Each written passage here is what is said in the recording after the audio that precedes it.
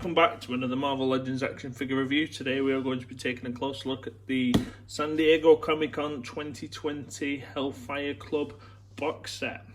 Here we go. So we have in hand the Marvel Legends San Diego Comic-Con 2020 Hellfire Club box set. Obviously, the Comic-Con has been cancelled this year. Long may it continue going forward in 2021. This box set we actually got imported directly from one of our Chinese suppliers. As you can see, it comes in a nice spot varnished packaging, similar to a couple of those that we've had in the past, a little bit like the Savage Land box set. The graphics are really nice, as you can see. Got a nice little slip down at the bottom, keeping this all together. Got a nice spot varnish on the top, which clearly states Hellfire Club. On the back, we've got a bio for each of the members that the box contains. Donald Pierce, Emma Frost, Sebastian Shaw, and Jean Grey. As you can see, the big sticker here is a giveaway that it is Chinese import. What I'm going to do is I'm going to open the box, because obviously we need to take this slip off and have a look at the inside and the contents. So again, first off, this thing's quite huge, so I'm going to have to obviously manipulate the videos in order to try and get everything in to make sure you guys can get a full, accurate review of the actual box set. So as you can see, the doors do open on the front, which are held together by this little Velcro disc. As you open it up, you're greeted with a nice little picture frame of the Hellfire Club. This was taped in, but I have removed the tape in order for this video to obviously run as smooth as possible. So I'm just going to flick that down. As you can see, we've got our four characters here from left to right. We've got Jean Grey, Sebastian Shaw, Emma Frost, and Donald Pierce. And on either side of the actual box itself, comes with some nice little biography pieces for Donald Pierce, Emma Frost, Sebastian Shaw, and the lovely Jean Grey. Within the actual box set itself, obviously you get this nice little, I want to say a figure protector, but it's the way that they kind of like designed it. It's a nice picture frame of the Hellfire Club, so you could actually hang this up on your wall if you wanted to do that with your action figures. You can see that it's down at the bottom, it does say the inner circle. And what is also a nice little added extra is you get this letter, which is directly from the inner circle itself. I'm not going to read this out on camera. What I'll do is I'll put in the description below the full details of what the actual letter states. As you can see, it's nicely written out in calligraphy handwriting, beautifully done. Again, nice little addition to the box set, and it's signed off by all four members of the inner circle down at the bottom. So I thought that was quite a nice little touch to add to the collector's box. Obviously, for the vast majority of Legends that I personally collect, I bin the boxes. This, however, I'm going to struggle to do so because of just how well the box set actually does come across. Let's move that out of the way. So again, on closer inspection, as you can see, we've got the four members. What I'll do is I'll pull out the members and then obviously have a close look at each one. But as you can see in the background, there is as well a nice little backdrop. So again, for those people that actually want to display the figures out of the box, you have got an option if you just pull this out.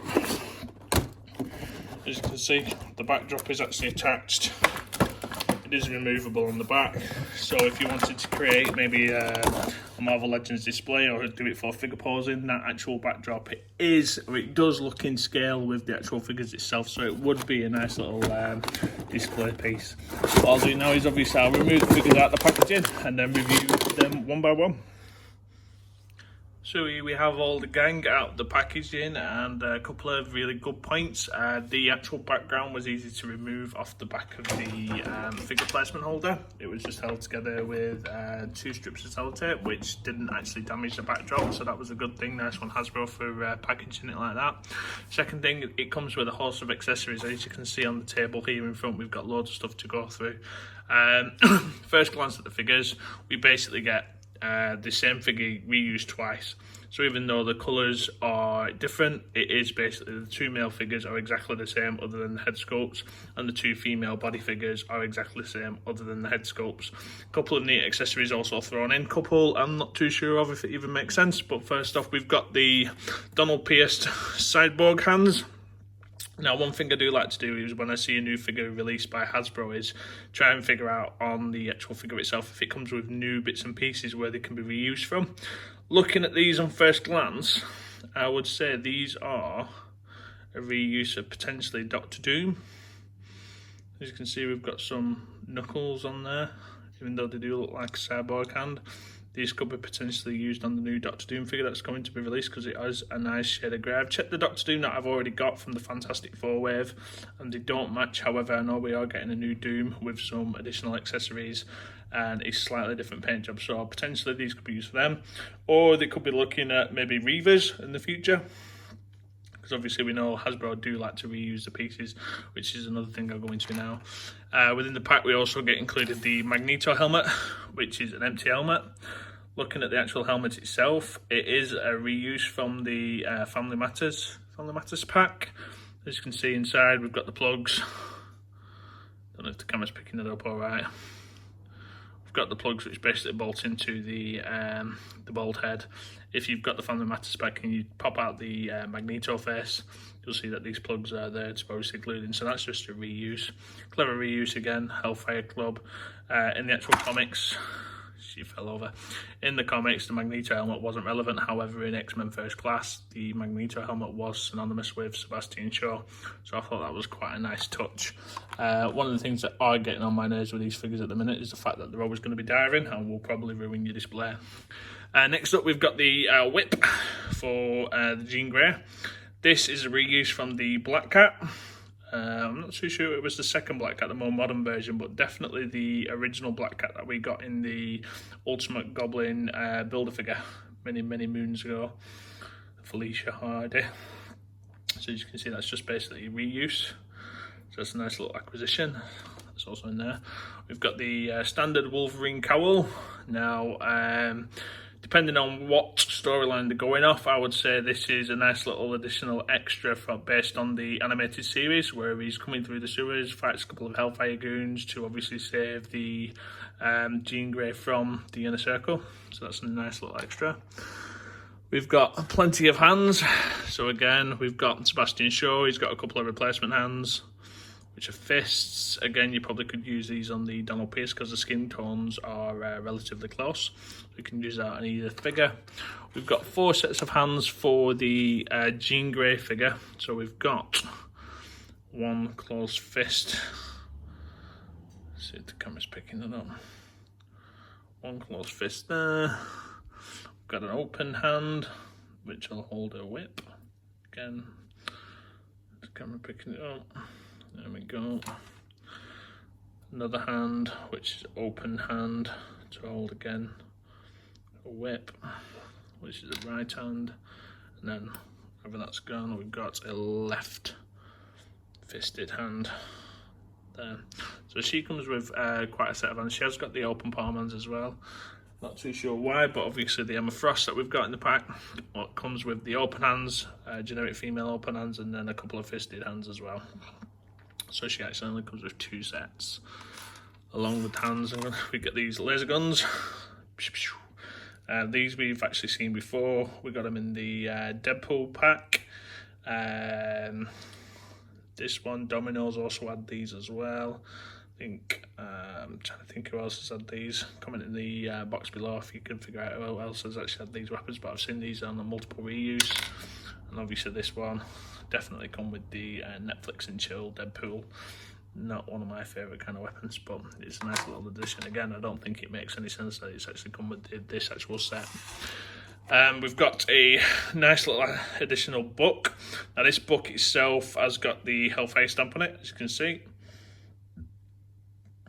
And this book isn't actually the same book that we got with Beast. This is a little bit smaller. So again, I think this reuse is going to be with the recently announced Doctor Doom comic version, the one from the Fantastic Four series. He does come with his nice little portions book, and when you actually have a look at the pages inside, as you can see, it's got some lines and charts. So that's going to be a general reuse. We've got an indent here for the action figure stump. I would have told it. But again, this isn't the one that came with Beast. That book is slightly bigger. So again, it's nice to see that we're getting these kind of accessories in with figures going forward. I think that's where Hasbro have actually upstepped the game, including the extra little additions. Now going on to the figure itself, we've got the Selene head. So it's very naughty indeed. Nice paint job. Done a really good job on the eyes. I've actually checked out all of these and we've not got any many paint imperfections at all, so Hasbro done a good job on this box. I'm more than happy with that. So obviously that is for the Jean Grey. I'll go over to the figures now and you can see. So first off, we've got Donald Pierce. Again, nice head sculpt, brand new head sculpt. We have got this new neckerchief piece, which is pretty cool. We've got the waistcoat and the coat with tails on the back, which is a nice little piece. This looks like straight up reuse up until the forearm, and then obviously we've got a new piece here, which the arm's set in the actual cuff.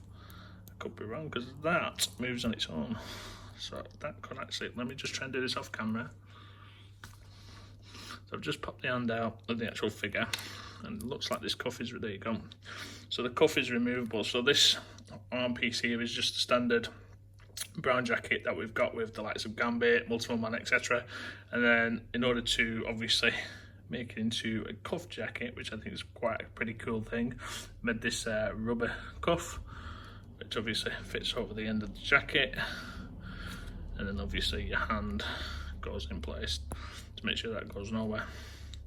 So that's quite a bit of clever engineering, and obviously they've done the same on the Sebastian show as well. This neck piece is actually a separate piece. Let's pop his head off. As you can see, it's a nice little scarf.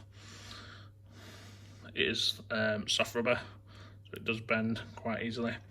And on closer inspection for the figure, it does look like they've used a the suited body underneath. As you can see, this is all rubber. This here, that there, is all rubber. Trying to get as much of it in as possible. We've got like the suited body. You can even see where the standard tie goes on the suited body underneath. Standard neck pivot. Let's pop that on. Goes back over the figure, and then we pop the head back on. So a clever bit of retooling, nice little addition. Again, this rubber jacket is very similar to the Claw from the Black Panther wave. You take that jacket off and you've got a suited body underneath. So if anybody that's got that figure, you'll know what this feels like. Like I say, it is just a soft pliable rubber. Again, looking down the pants, up until this part here, which I believe that is rotatable. So that's a new piece, and obviously we've got the sock, and then the nice shiny buckles on the shoe. Don't get me wrong, this set is beautiful to look at. I really do like the feel and the look of the Hellfire Club. I think it's been long overdue for X-Men fans. So that's Donald Pierce. Again, we'll go through the articulation. I'll do it on Sebastian's show because it is the same figure. So I'll just pop him to one side. If he'll stand, he's not going to stand, I'll lay him down. So again, jumping onto Sebastian's show. Just look at that face. Beautifully done. He's got his nice little ponytail as well. Nicely done, nicely done. Again, as you can see, same figure, just different colour coding. Again, we've got the soft cuffs on the wrists, got the same hands as the Donald Pierce figure, same pants, same socks, same shoes. The only difference on this again is the colouring.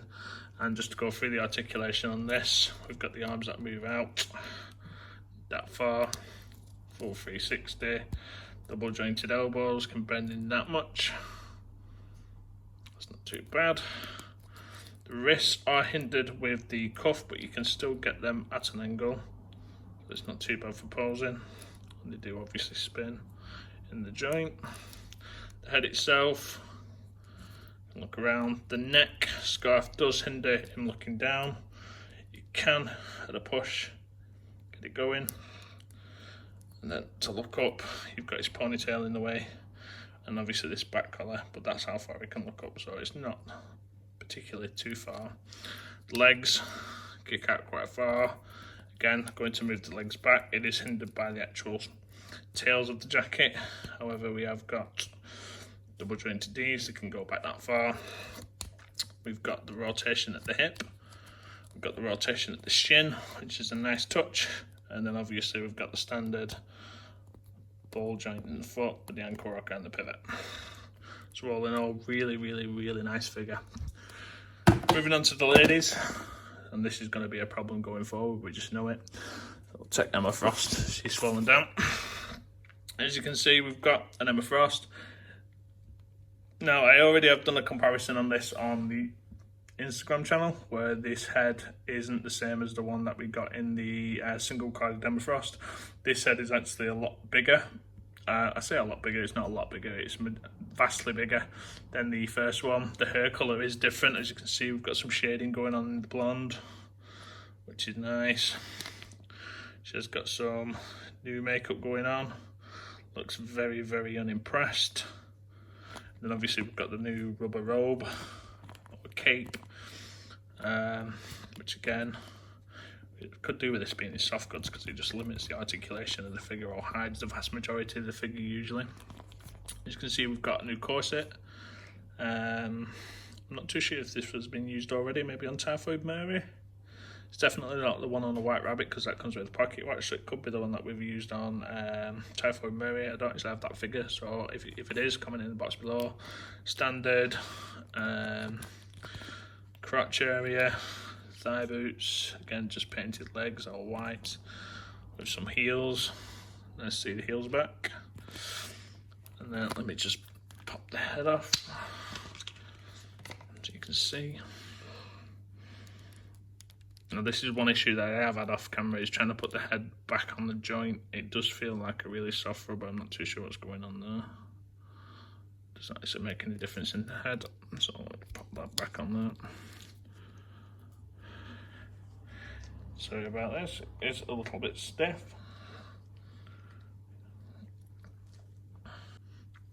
Okay, in order to get the head back onto the pin, I had to pause and restart the video. It was proving a little bit tricky. The plastic does feel quite soft in the neck area, but as you can see, we've now got the head back on. Standard female body. In regards to the torso, there is movement from the waist down. As you can see, there's a joint. It's not up here where it usually is. This is all one piece. So the movement is actually coming from just above the hips. We've got the standard rotation, the elbow pins. It's nice. Again, single jointed elbow, female figure, standard Hasbro. The wrists on an up and down hinge, not hindered by anything. And obviously the legs kick out relatively far, 90-degree angle, double jointed knee, and obviously the heel is on a ball rocker ankle pivot. The hair on this one does hinder the head slightly moving back, as it's just one solid piece. So that's as far back as she will look up. However, looking down isn't an issue.